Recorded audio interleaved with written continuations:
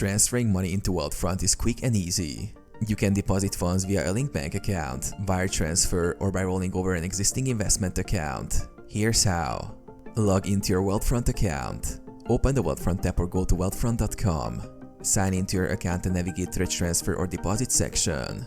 Link your bank account. Wealthfront supports most major US banks. Select Link Bank, enter your online banking credentials, and follow the prompts.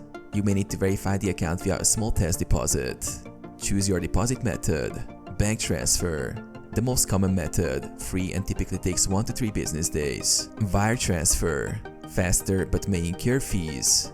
Direct deposit. Set up direct deposit from your paycheck into your Wealthfront account. Roll over or transfer investments. Move funds from another brokerage, IRA or 401k. Enter the deposit amount. Choose how much to deposit and confirm the transaction. You can also set up recurring deposits for automated investing.